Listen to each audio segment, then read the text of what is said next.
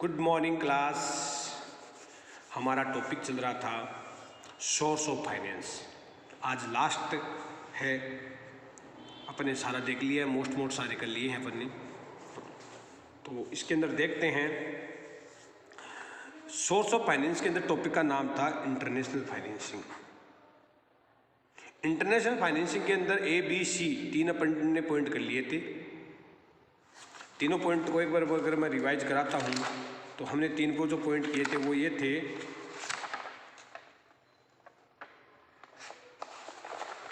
एक पॉइंट था आपका global depository receipt, American depository receipt,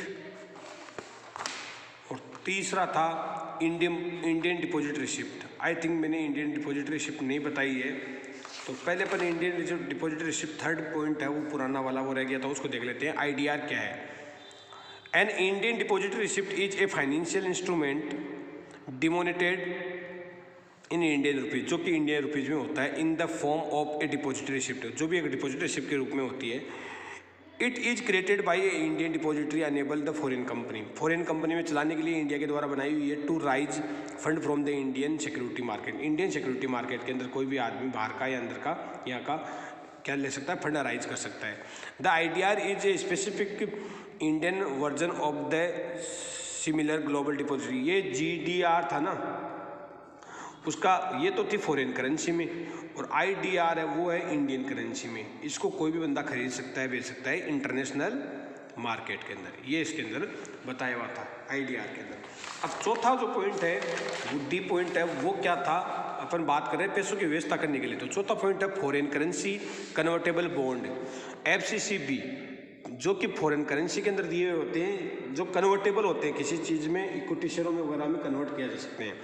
foreign currency convertible bond are equity linked डेब्ट security that are to B convertible bond as equity linked डेब्ट security that are to be converted into equity और depository receipt after a specific. देखो इसने क्या बोला है कि foreign currency convertible bond एक ऐसे बॉन्ड होते हैं जिनका लिंक डेब्ट इक्विटी से होता है, आर इक्विटी लिंक्ड होते हैं, डेब्ट सिक्योरिटी होती तो डेब्ट सिक्योरिटी है, मतलब होती तो बाहर के लोगों के लिए, मालिक नहीं बनते, लेकिन इक्विटी लिंक होती है।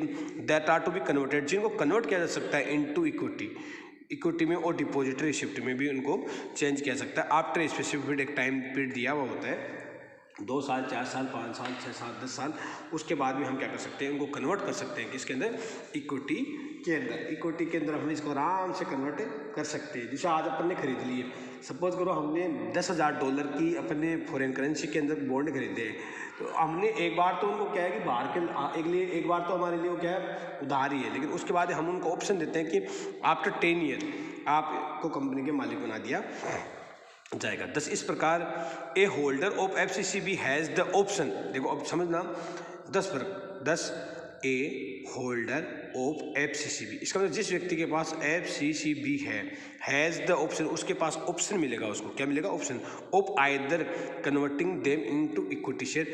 चाहे तो वो कंपनी के इक्विटी शेयर खरीद सकता है, मतलब एक टाइम के बाद, क्योंकि वो क्या बन जाएगा, कंपनी का मालिक बन सकता है। चाहे तो option of either converting them into equity share eight A pre determined price, उसकी प्राइस क्या होगी जो पहले से डिसाइड है, और या फिर एक्सचेंज रेट और रिलेटिंग द बॉन्ड्स, या आज के टाइम उसकी जो रेट रहेगी उसको आप एक्सचेंज करवा सकते हो, आप अपना पेमेंट भी ले सकते हो।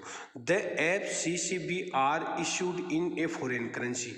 FCCB बेटा जो इश्यू होती है वो फॉरेन करेंसी में ही होती है, इसका मतलब आप इंडियन रुपीज़ में आप नहीं खरीद सकते हो, बाहर का व्यक्ति ही इसको खरीद सकता है, बाहर की करेंसी में खरीदना होता है। कहने का मतलब अपन को पहले क्या कमाना पड़ेगा, फॉरेन करेंसी में कन्वर्ट कराना पड़ेगा, and carry a fix interest rate, और जिस पे एक इंटरेस्ट रेट होती है, मतलब वो फिक्स होती है। जैसे सपोज करो अगले ने बोल दिया कि 10% रेट इस पर इंटरेस्ट है, 12% है, तो अगर मान लो कि अपन ने $10,000 के खरीदे हैं, $10,000 के खरीदे, तो 12% से अपने हो गया $1,200, अपने क्या आ गया बेटा, ये इंटरेस्ट आ गया। $1,200 हमारे क्या आ गया, इंटरेस्ट। 10,000 इंटू 12%, तो $1,200 हमारे इंटरेस्ट के रूप में आ जाएगा, जो फिक्स रहेगा, which is lower than the rate of any other similar non convertible डेब्ट इंस्ट्रूमेंट। लेकिन जो नॉन कन्वर्टेबल डेब्ट इंस्ट्रूमेंट है ना, जो भी फॉरेन करेंसी में ही होते हैं, कन्वर्टेबल के अलावा जो नॉन कन्वर्टेबल जिनको कन्वर्ट नहीं कर सकते उनसे थोड़ी कम होती है, क्योंकि ये इनकी कम इसलिए होती है क्योंकि इनके पास ऑप्शन क्या होता है कि you may be convert in the future, आप फ्यूचर में इसको कन्वर्ट करवा सकते हो इक्विटी शेयर के अंदर। किसके अंदर? Either convert into equity share के अंदर, इसलिए इनके रेट कम होती है। FCCB are listed and traded in the foreign stock market stock exchange. ये लो, इसने बोल दिया साफ साफ कि ये किसी इंडियन NSE BSE में नहीं बेचा जा सकता, खरीदा जा सकता, ये आपको फॉरेन एक्सचेंज स्टॉक मार्केट है वहीं से ये खरीदा जा सकता है, वहीं ये बेचा जा सकता है। FCCB are very similar to the convertible debenture issue in India. जैसे हमारे जो डिबेंचर ने हमने पढ़ा था तो उसमें कन्वर्टेबल डिबेंचर अपने आया नहीं था, आपके कन्वर्टेबल डिबेंचर जैसे प्रेफरेंस शेयर आए थे ना, convertible preference share, non convertible debenture जिनको अपन इक्विटी शेयर के अंदर कन्वर्ट कर सकते हैं, वे जैसे ये है इंडियंस, तो इनका बस नाम क्या चेंज हो गया, FCCB फॉरेन, क्योंकि ये फॉरेन करेंसी में करे जाते हैं, कन्वर्टेबल है ही, और डिबेंचर का नाम आ गया बॉन्ड, तो ये आपका FCCB है। तो अपने 4 पॉइंट देख लिए थे अपन ने बेटा।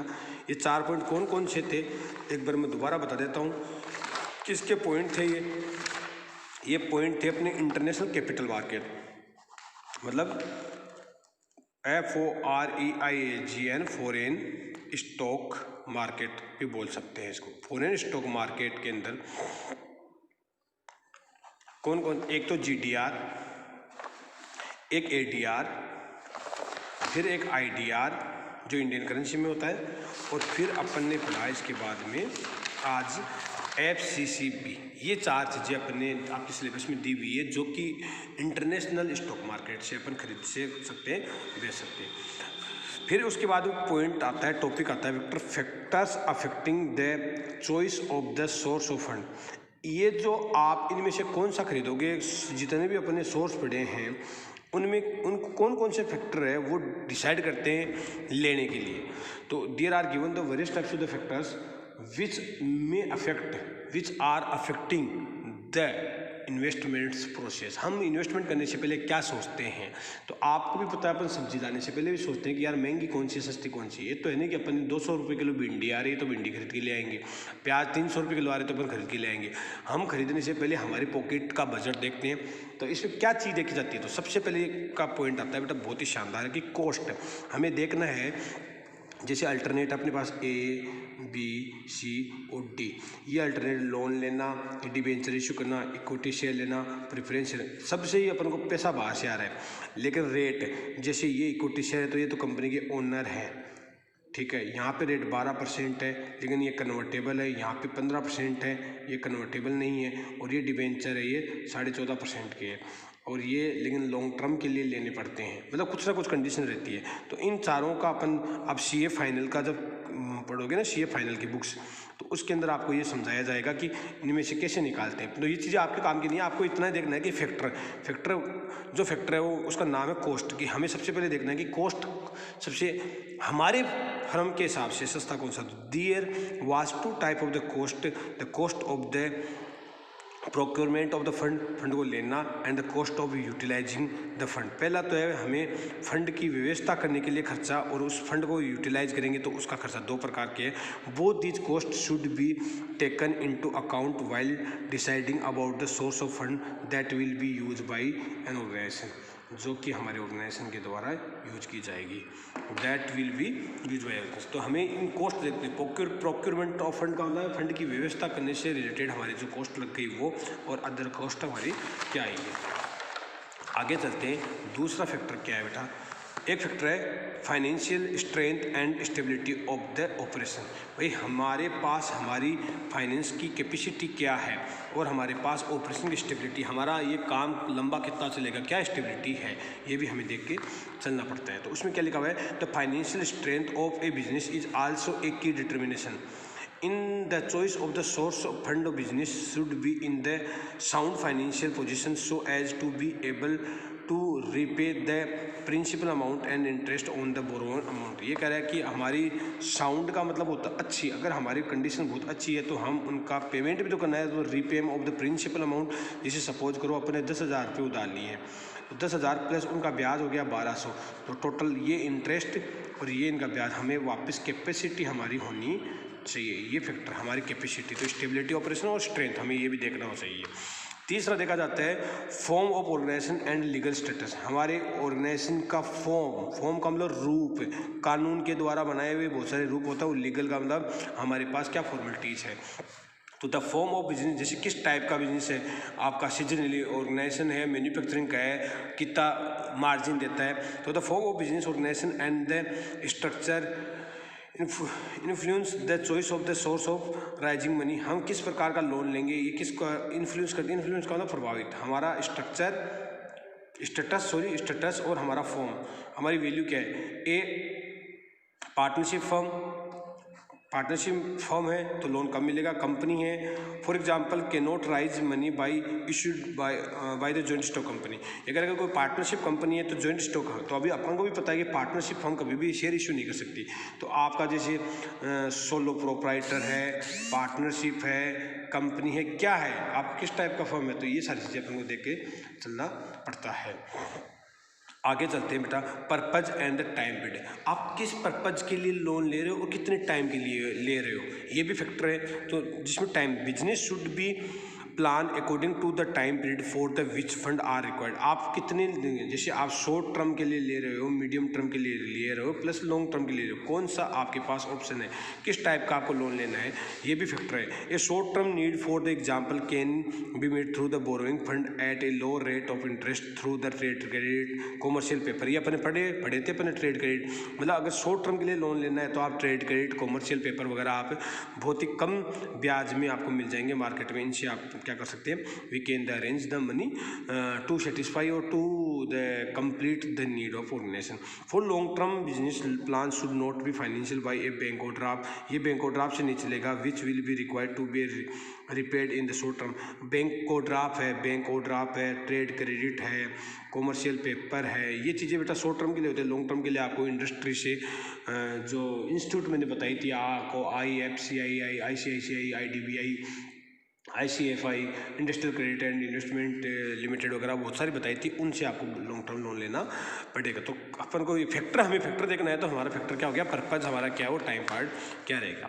और उसके बाद में आता है रिस्क प्रोफाइल, आपकी बिजनेस की रिस्क क्या है, आप वापस चुकाते हो या नहीं चुकाते हो। तो business should B evaluate each of the source of finance in the term of the risk involve. क्या रिस्क है, मतलब कितनी रिस्क है लोन लेने में और आपका वापस चुकाने में। तो आपकी मतलब बिजनेस ऐसा तो नहीं है कई चीज़ जो बारिश पे डिपेंड है, सीजन पे डिपेंड है। जैसे कोरोना आ गया तो बहुत सारा कपड़ा व्यापार ठप हो गया, तो इस टाइप की चीज़ भी अपन को देख के चलना पड़ेगा। तो थैंक यू सो मच, अच्छे से मैंने आपको बता दिया, ट्राई टू अंडरस्टैंड।